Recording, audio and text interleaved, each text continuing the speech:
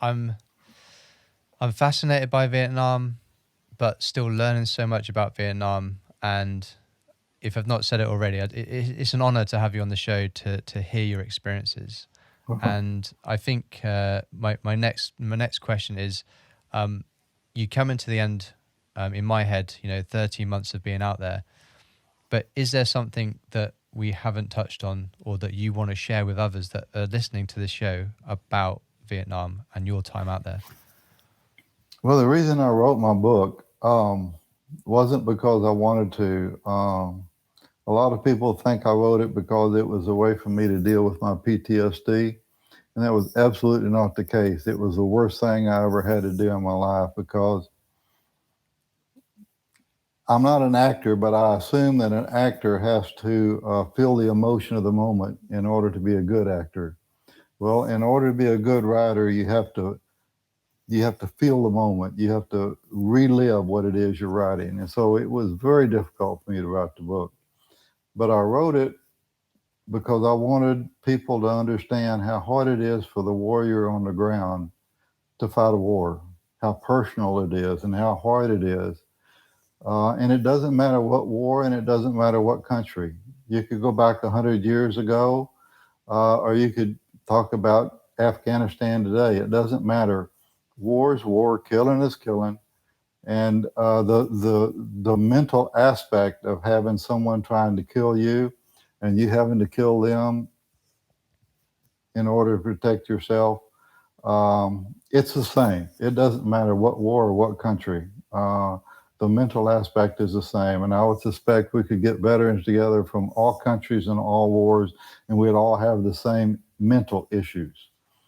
Yeah. So that's the whole purpose I wrote the book, was to try to get word out about just how hard it is for someone on the ground to do the fighting. Mm-hmm. Okay. And I Okay. hope I hope that some politician today, or maybe some future politician, will read the book and will remember, when it's time to vote on some foreign war where there's no plan to get in and get out, that they'll remember how hard it is on the individual warrior, and they'll say, I don't think I ought to vote for this. Mm-hmm. Okay. Good words. And we'll come on to this a little bit later, in regards to the book. But I do have a copy here. So it's called Kilo 3. And there's your name at the bottom there. And if you're not watching this on YouTube, you can jump on and have a look. But before we go any further, where did Kilo 3 come from, and why have you called it that? Well, I was in K Company, which is called Kilo, and I was in 3rd Platoon. So our call sign was Kilo 3. Uh-huh.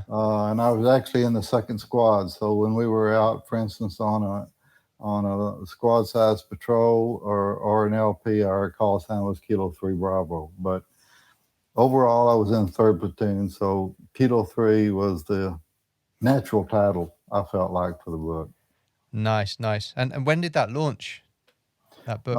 It's been out since March of 21. Okay, March 21. Yes. Cool, cool.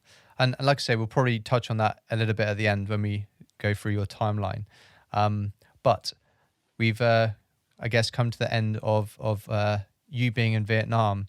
And what was that like, coming back to the US? Getting out of there and trying to get back to, normality. Well, it was a tremendous relief, of course. It took a long time for me to get used to sleeping all night. I had terrible nightmares. I would wake up screaming in the night, and when I got to when I came back, I was intercepted in Okinawa by a group that was interviewing for the ceremonial detachment in Washington, D.C. And it was comforting when I got there to be in a barracks that was full of guys waking up in the night screaming with nightmares, because we were all Vietnam vets. And it was nice to know that I wasn't alone with my nightmares. We all had them. I still have them today. I don't have nearly as many today as I used to. It first 5 years it was pretty rough, and uh, I just had to deal with it. But they aren't quite as often as as they were then. But I still have them. Okay. Okay. Uh, And so, and sorry, where did you say you went to? Is that where you got sent to for your next unit, next posting? well, the Marine Corps decided that every Marine at the premier ceremonial detachment in Washington D.C. Had to be a Vietnam veteran, and so they interviewed us as we landed in Okinawa on our way back to the states, and uh, I was selected, and so when I got home, I was on leave for 20 days, and while I was there, I got my orders changed to Washington D.C., and Okay. so I reported to D.C. Right. And so that unit, for anybody that doesn't know, I mean, I've only just learnt it, is a very small detachment. Is that right? Yes, the most famous is the Special Ceremonial Platoon, which is one platoon. If you've ever seen the silent drill team, that's part of the ceremonial. That's part of the Special Ceremonial Platoon. Um, it's also comprised of the official Marine Corps color guard. There's only one official Marine Corps color guard, and it's also comprised of what we call the body bearers. They're the pallbearers at the funerals. We did a lot of funerals in Arlington National Cemetery, and they're the guys that carry the caskets. And so those are the three groups that make the Special Ceremonial Platoon, and that's the most prestigious of those that are in DC. There's a couple of companies in DC, but that one platoon is the most prestigious. Hmm. And I was greatly honored to be able to get in that platoon, and it was probably the highlight of my Marine Corps career. Okay. But also a very, very contrast with uh, the way to live, right? You've just come back from Vietnam, being probably the most dirtiest place on the planet, for fighting with you for your country, or for them, and then you come back and it's now the cleanest, probably, right? Absolutely the cleanest. I mean, yeah, it would put the normal Marine Corps to shame the way we had to dress. Our uniforms was specifically tailored just for us, and everything had to be perfect about us. And it didn't take long after I got there and went through the training that I went through there, which was very difficult. And it was a very difficult adjustment to go from the attitude of being a combat Marine to now all of a sudden being a ceremonial Marine. It was very difficult. But once I made that adjustment, um, it wasn't long thereafter I was standing at the White House on the South Lawn as an arrival, and just a few feet away from the president. And I thought, wow, this is an unbelievable change from where I just came from. And I still had friends that were fighting and dying in Vietnam, and there I was standing on the South Lawn of the White House in a perfectly tailored uniform with the president just an arm's 5 feet away. And so it was a big adjustment, but it was also a big honor, both. Mm. And are you one of the people that would salute the president as he goes on to the No, those are no? guys that are stationed at the White House permanently, and they Right. stand. They're either assigned to the helicopter unit or they're assigned to the White House itself permanently, and they stand at the doors. Okay. Uh, Okay. so that was a whole different unit. Right. And so just to come back a little bit, you mentioned about more training that you required. Um, Yes. do you remember how long roughly that was, and what kind of stuff did you have to learn in that training time? Well, first I had to learn to clean up my attitude and straighten up my language a little bit and become a gentleman instead of just a barbarian, which is kind of what I was when I came back from Vietnam. They even taught us manners, told us how to hold our forks and fold our napkins and all that kind of stuff. And so it was mostly it was a mental adjustment.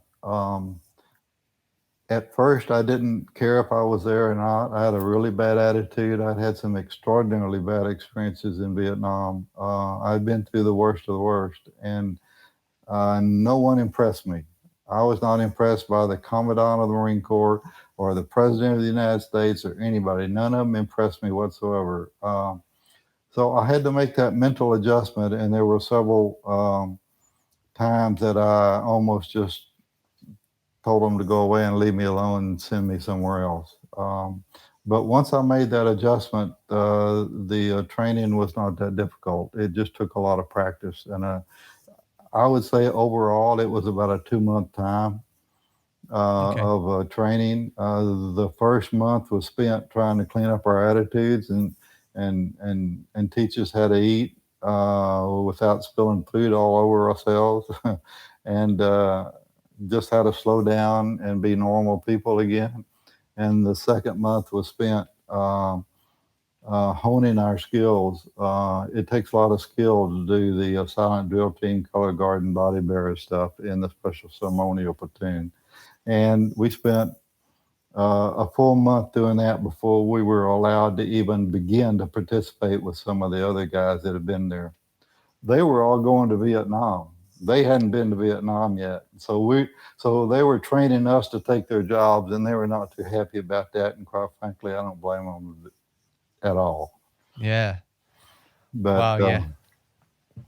I mean, 2 months does sound like a long training time, but like you say, you had to readjust quite a lot. And quite then a and then lot. you get sent there. Um, was there something when you initially got there that stands out to you? Maybe a certain period, a certain task when you were there that brought you back to earth, essentially. Back to the US with a bang. It it it was mostly my own inner mental attitude. I had a sergeant pull me aside during the training, uh, and he said, "You're not trying very hard, are you?" And I said, and I lied. And I said, "Sure, I'm trying." He says, "No, you're not trying. I know you're not trying. I can tell you're not trying." He says, "You've got great ability. I can see you in the Special Ceremonial Platoon, but you're going to have to clean your act up. You're either going to clean it up or you're going to fail at this whole endeavor. So it's up to you." And I remember that night I sat outside the barracks and I could see the Capitol, the that's lit up beautiful at night, and I could see the Washington Monument lit up beautiful at night. And I sat outside and I thought about it for a long time. And so if something stands out, it was that night when I sat outside there. I was out there for several hours, most of the night, probably trying to decide whether I was going to make a success of myself or if I was going to just say to hell with everybody and everything. So as dawn approached, I decided I was going to do it. I was going to be successful. And so after that point, then I had no problem whatsoever. Cool. Training was easy once your mind is right. It's kind of like going to college. Once your mind is right, college is not hard, but you got to have the right mind. Yeah. And it's crazy because when you were describing it then, when you were talking about looking at those main points of interest as such in Washington, D.C., I was there a couple of years ago and I was No. wandering around at night. So I know what they look like with the lights on them. So I've kind of visualizing what you would have visualized back then. Yes, sir. So that's crazy. That's crazy. Yes, sir. It's a And beautiful sight. oh, it is. Oh, it is. Oh, it is. Now, this is a kind of like a question out of the air. But what rank were you at this point? I'm sorry, what? What rank was Uh, you? I was corporal at that time, E4. I, Okay, I made sergeant while I was in Washington, D.C., but I got it. arrived as a corporal E4. Okay, so was you got out to Vietnam as a rifleman, and then did you Yes. did you get to corporal whilst you were out there? I made corporal in Vietnam toward the end of my tour there. I went to Vietnam as a lance corporal Okay, and okay, was promoted to corporal while I was in Vietnam. And then When I came back to the States, I made sergeant while I was in Washington, D.C. Got it. Got it. And how long was you there for in Washington D.C.? Was that 2 years? Almost 2 years, just a couple months shy of 2 years, probably 22 months, something like that. Okay. Okay. So in that time, you got through training. You managed to, try and get your mind switched back to as normal as possible, normality, back to being in the US. Um, is there something that stands out for you? Is there a big moment that you just remember when someone asks you about your time in Washington D.C. that you just go to? Uh, I guess that's a difficult question because kind of like in Vietnam, there were so many instances I could go to and say that was a defining moment. And I could almost do the same thing in Washington, D.C. There were so many defining moments. I saw so many dignitaries and so many movie stars and politicians, and I was around so many of them. It was kind of like being in show business. Actually, it was show business when you get right down to it. Okay. Uh, One thing I remember during the inauguration of President Nixon, we performed at the inaugural gala, which was held after the inaugural parade, and it was in a huge armory building, and it was a big deal, and and we had to practice quite a bit to do our performance at this thing as just a small part of the overall ceremony. But we got to hang out there and meet the celebrities and those who used to watch westerns on TV. There was something called the Times and Legends of Wyatt Earp, and Hugh O'Brien was the actor. And I kind of grew up on that show. I watched it a lot as a kid, and he was the master of ceremonies there. And it was strange because the way I met him was I was carrying a flag up a spiral staircase, and he was going down the staircase, and he stopped to talk to somebody, and I thought he had already passed, and so I continued on, and I hit him in the side of the head with the flag from behind. Uh, and of course, I said, "Oh, sir, I'm so very sorry." He says, and he was holding his head because I just knocked the crap out of him. He was holding his head, and he says, "Oh," and he said some bad word. I don't remember what it was. He says, "Okay, I understand, Marines, no problem." And I thought, "Oh shit, I'm in trouble. I'm never going to get out of this." And about 30 minutes later, I was standing off to the side of the stage, and he walked up to me and he says, "Don't you worry a bit about what happened on the staircase there." He says, "You're a United States Marine. I was a United States Marine. And the Marine Corps is the best organization in the world." He says, "All this crap," and he pointed to some of the movie stars standing over there that were working out and performing and getting their act together and stuff. He says, "All those people over there and all this stuff you see around here," he says, "it's all smoke and mirrors." He says, "The Marine Corps is a real thing. You're doing the right thing. So you just hang in there and do a good job, and don't worry about all this fluff."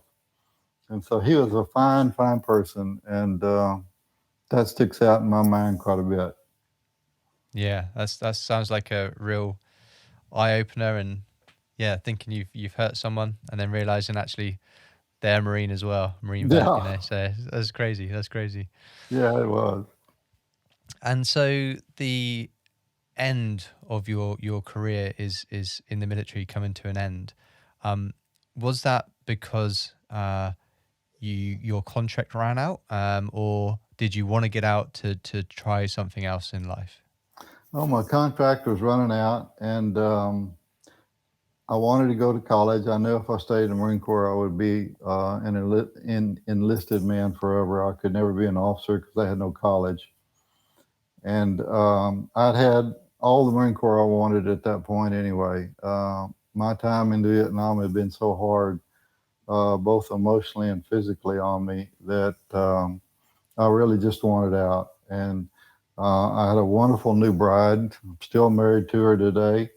Uh, She was a lot of my life, and she gave me great support. And I wanted to go back to Texas and go to college, and so that's what I did. So that's how I made the decision. The recruiting officer tried his best to keep me in. He offered me a promotion to Staff Sergeant E6 and the duty station of my choice anywhere in the world, and I turned him down.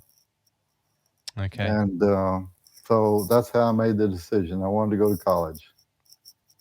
And so you went to college. What did you want to study? What did you want to get more education on? Well, I wanted to, originally, I wanted to just get a bachelor's degree, undergraduate degree, and go in the Navy and fly jets. I always wanted to fly a jet off an aircraft carrier. That was a dream of mine that I really wanted to do. And so um, I had no problem with college whatsoever, and uh, signed up for the Navy and made it through all the tests and everything. And the last item on the list was the physical. And I did perfect on the physical until they put the earphones on me and discovered that my hearing had been damaged from all the explosions in Vietnam and all the rifle fire that had gone on. And uh, so that disqualified me from being a pilot. I could go in and be a naval officer and just serve on a ship, but I didn't want that. Okay. So that's when I decided that I would take it to the next step and go to law school. Okay. Okay. Well, before we talk about that part, I want to ask, how did you feel? You mentioned that you had a new bride, your wife that you're still with today. So congratulations for staying together for so long. But she gave you the support, and you mentioned about nightmares. How did you cope? How was your mindset at that point? It was very difficult, needless to say. I mean, everybody that's experienced uh, combat and war has PTSD to some degree. Some of it is really bad, and I had it really bad, and I knew I had it really bad. But there are only, for me, there were only two ways to deal with it. Either you could go to VA and they would give you a lot of drugs and give you a lot of counseling. And many of my good friends did that, and it was probably good for them. But for me, I decided I just wanted to stay busy instead, and so that's how I set a course on college and a continuation of staying busy and not having any downtime. And so I structured my entire life around having no downtime. And that's how I dealt with my PTSD. Okay. And did you know you had PTSD? Oh, yeah. Did you get diagnosed, or did you just tell No, yourself that no. what I'm I, having, I, what I'm I experiencing? never went to a doctor for it, never went to the VA. But I've got all the symptoms my good friends have. Every single one of them, most of them are on 100% disability for PTSD. I tell them all the time, I'm just as crazy as you are, and you're getting all this money every month. But that's okay. That was their choice to go that route. I just preferred not to be officially designated as having PTSD. So I just Okay. sucked it up and just stayed busy, and that's how I dealt with it. And for people that are not in the US, you've mentioned VA a couple of times. Is that veterans? I'm sorry, that is a Veterans Association. That's the group that's supposed to take care of the veterans here. We got many veterans hospitals, and if you're a military veteran, that's where you go to get help and to get medical care, whether it's physical or mental. Okay. Uh, so That's good. That's good to know. We don't have that in the UK. We've got really, we've got a wonderful NHS that has helped us all through this pandemic. But there is sadly s- next to nothing for veterans, and we're still uh, fighting, and we're still trying to get the government. We've even got veterans within the government to try and help change legislations and other things like that. But yeah, oh, the US definitely look after their veterans in a much better way. Well, that's sad to hear about the UK. I didn't understand, or I never knew that. So I hope you guys make some progress in that regard. Yeah, fingers crossed, fingers crossed. We've got a lot of charities that help us, especially the ones with maybe physical impairments or disabilities in some way. Yeah, without those charities, a lot of them would be struggling even more. So, big contrast difference between the countries. But Wow. my other question now is really cool to learn as well that you wanted to join back up essentially, but for the Navy.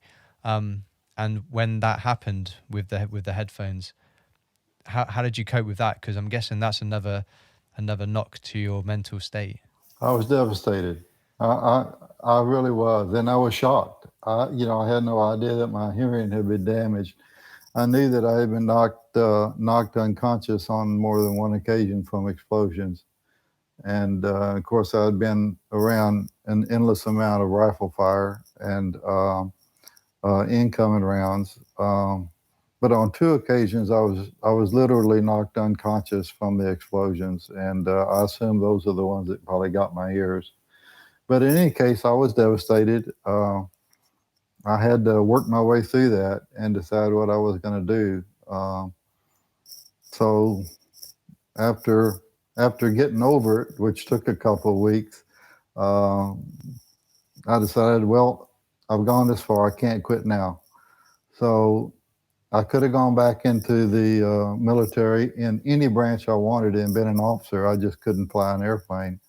And I didn't want to go back in and be an infantry officer again. And I didn't want to just go serve on ship and be an officer on ship. So that's when I decided I would go the professional route and chose law school. Okay. Any reason for that? Was there something you enjoyed about law, or? Well, no, not really. With an undergraduate degree, I basically had two choices. I could go to medical school, be a doctor, or I could go to law school and be a lawyer. And I was terrible in math, and you just can't be a doctor if you're bad in math. And so that left being a lawyer. So I thought, well, okay, I'm going to give it a try. And so I took all the tests, and I was able to get in. And I never liked law, didn't like law school, didn't like it after I got out, but I did it anyway. And it served me well through my life, and it kept me busy, which is what I needed to do. Uh, for Okay. my PTSD, I needed to stay busy, and law certainly did that. Yeah. And just touching on the PTSD, it's definitely what I like to do is keep busy. Yes. I've got currently I'm on 2 weeks vacation slash holiday slash leave, whatever you want to call it. And I was actually meant to be coming out to the States. But Ah, due to the craziness of the world, and quarantine, blah, blah, blah, I've opted out. Um, and so I've kind of like filled these 2 weeks with everything from trips to the beach to I was at Goodwood the other day, which is a big racing circuit here in the UK, meeting up with veterans and charities, which was awesome. To doing recordings like this with you, so keeping busy is probably a big way for others that are trying to live with PTSD. So I understand you 100%. Yeah. that, that's good. You're able to stay busy. Uh, really, if you don't slow down, you don't have time to sit around and feel sorry for yourself. So yeah, That's you it. got it. Yeah, you need to keep going. I had a lot of good friends that just got on drugs and stayed on drugs, and I didn't like that. I didn't like what I saw there. So I think personally the best way is to stay busy and talk to other veterans. I can't talk to civilians. I can talk to veterans, and I think most veterans feel that way. Yeah. Kind of a reason why I've done this podcast, is to get connecting to everybody, let others listen to this conversation, maybe connect themselves. But I would never have met you if it wasn't for this show. So Well, that's true. it's doing awesome things. It's doing awesome things. Um, Well, yeah, yeah, well, I've enjoyed talking to you, and yeah, the civilians just don't understand, and it's podcasts like this that will help them understand. I yeah, remember when I first came back, I wanted to talk, and But I discovered quickly that if I talked to civilians, even if they asked a question, I was asked one time, well, what's it like to shoot somebody?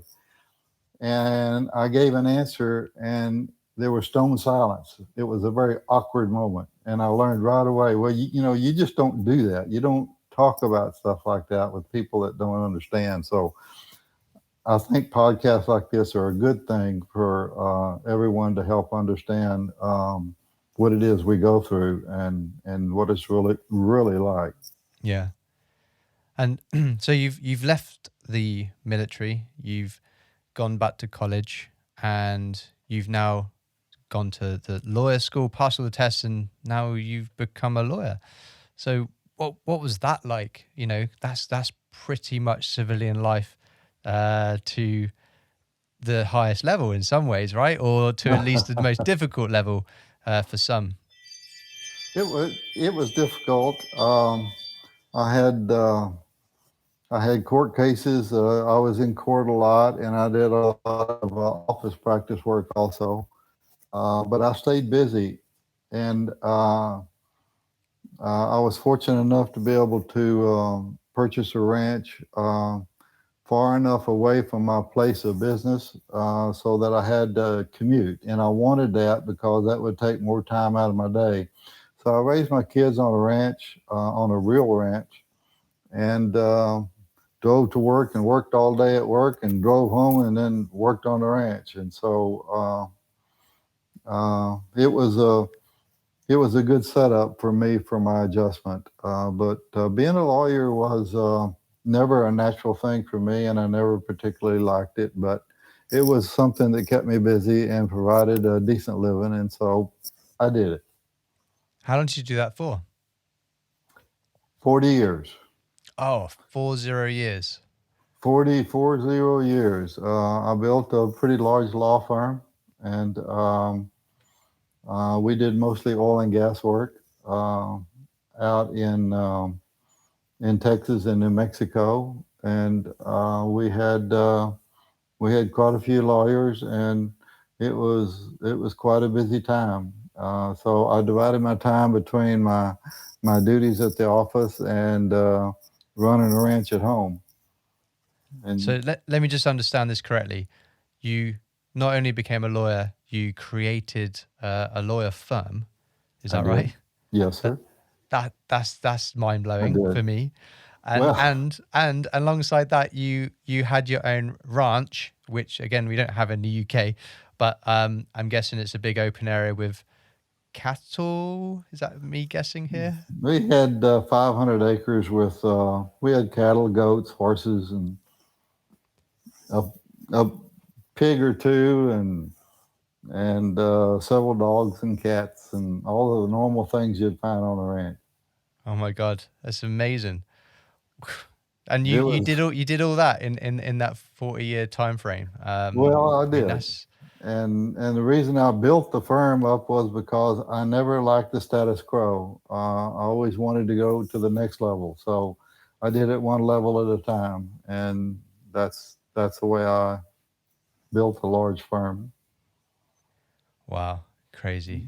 It I mean wasn't something that I wanted to do. It was just something I needed to do to stay busy by going and continuously stepping up. yeah.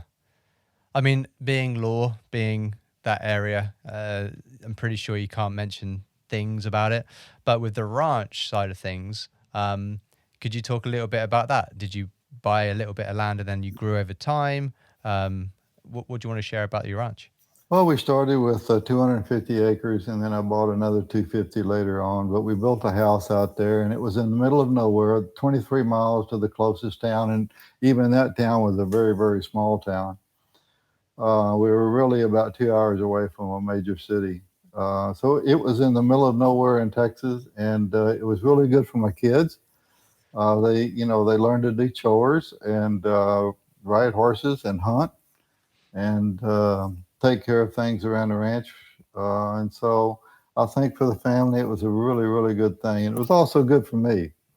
I love being on the ranch and I love being out in the wilderness. It was a good escape from everything. So So it's good for you and good for the family. It was. Now, did anything you learn from your father when he was a vet help you during your time having a ranch?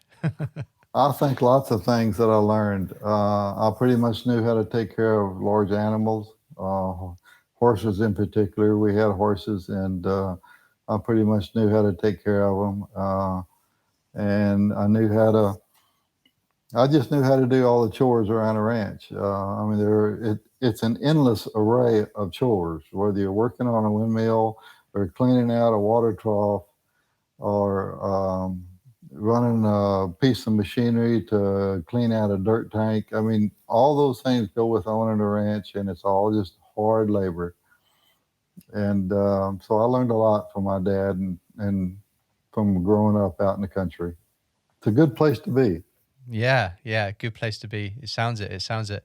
And if I mean, I'm inviting myself here now, but if I'm ever in and around the area, I'm gonna pop by and say, "Hey, Rick, remember me? I'm that British bloke from that podcast." Well, you're welcome anytime, but I'm not at the ranch anymore. I Ah, sold it. I sold it a couple of years ago when I moved to Georgia because my daughter, she's an airline pilot, and she flies for Delta out of Atlanta, and she moved over here. And my son is an attorney, and he practices here. So okay, this okay. this is this was the place for me. So I don't have a ranch anymore, but I have a nice house. You're welcome to come anytime.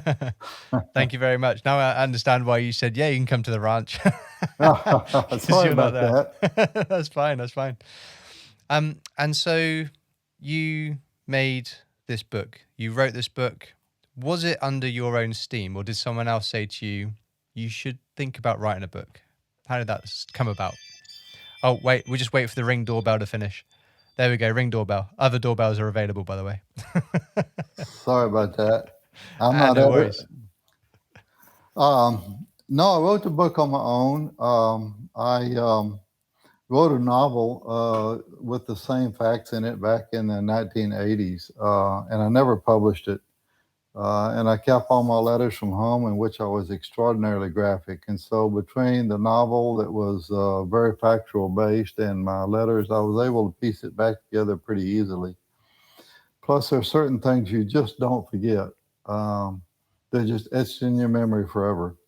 And so it really wasn't that hard to write the book from a memory standpoint. But I wrote it on my own because I felt like I wanted at least to do my part in trying to help the world understand how hard it is for the person on the ground to do the actual fighting. And it's really not about politics at all. It's about how hard it is to fight a war for the people that are actually doing the fighting. And you can watch all the movies you want, but they don't cut it.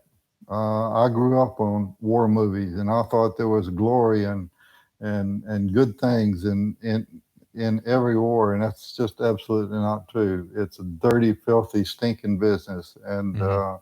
I just felt like I wanted to do what I could to help people understand that. Well, like I said, it's here in front of me. It's called Kilo 3, and if people did want to buy it, they can. I mean, I bought this from Amazon. Yes, Uh, yes. can they get it anywhere else? You get it at Amazon, Barnes and Nobles. Those are the two most obvious outlets, but you can also order it direct from the publisher, Outskirts Press. But Amazon's easiest, and Okay. you can get it in hardback, softback, or you can get the ebook version too, the Kindle version, which is only $4.99 for the. It's very cheap, but Yeah. Well, I've got the soft version here. But as I said to you, I and we've connected a few months back, didn't we? And I said to you, look, I don't read. I'm not ashamed of that. I don't read. But I have bought the book, and I'm going to do my best. I'm not very good. I'm feeling a bit of confidence though, so I'm going to give it a go. I just want to take a little part from the back of the book and just share it here. So it says this book is honest, graphic, and yet enlightening, ending positively.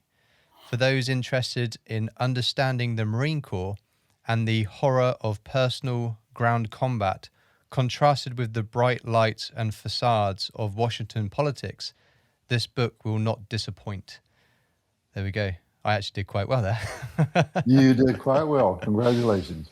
But I think that snippet that I just read from the back of the book will hopefully make others wanna go out there and purchase it and read for themselves. Thank you. So yeah, it's a really, really cool book. What I've skimmed through it, and who knows, maybe it's the book that makes me read from cover to cover. Well, it's got a lot of pretty pictures in it too. Okay, maybe I'll just start there. Fantastic. Well, Richard, Rick, I kind of like both your names. It's been a real honor to have you on the show, as I said earlier. But I want to kind of like come to the end of the show in this format. And we do this on a lot of the shows, a lot of the episodes, sorry. And that is to give you the opportunity right now to give any words of wisdom or advice for anybody that's thinking of joining the military in their country. Well, follow your dreams. If you want to join the military, by all means, join the military. It is so perfect for so many people, especially those that are a little rowdy and undisciplined.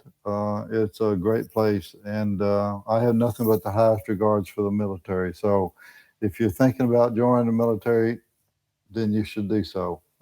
It's a great honor to serve, and it will be with you for the rest of your life. So my advice would be is if they have an interest, they should join. They should join. Yeah, great advice.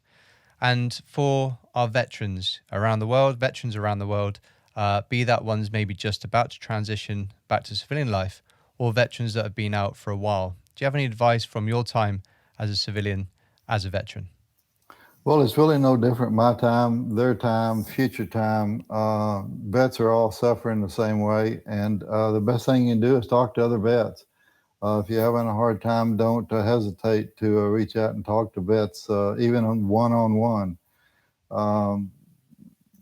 Be careful about talking to civilians that don't understand. Now, if you have a loved one that you can talk to, a mom, dad, wife, etc., that's probably a little different, but even then you have to be somewhat guarded in what you talk about. So don't hesitate to reach out. All veterans suffer the same, especially those that have been in combat. So don't be embarrassed about it. You're not alone. We all have the same problem, and it is possible to overcome it and to lead a normal life. Some great advice there, Rick. Thanks so much. I like calling you Rick. It makes me feel like I'm one of your old pals. All right, good. Awesome. Well, Rick, as I said, great to have you on the show. And I just want to say thank you for sharing what you've shared today and the experiences you've gone through. Well, thank you for having me, Gav. I really enjoyed talking to you, and I really appreciate what you're doing. What you're doing is very important. So just keep going at what you're doing and hang in there. Thank you so much. Thank you so much. And lastly, thank you for your time. Thank you for giving me some of your time today. We do not have infinite amount of it. So thank you for doing that today for me. You're certainly welcome. And thank you for your service too. No problem. You just stole my last little bit there. I want to thank you for your service. Thank you. Yeah, thank you for your service, Rick. Thank you. This has been Military Veterans Podcast. Out.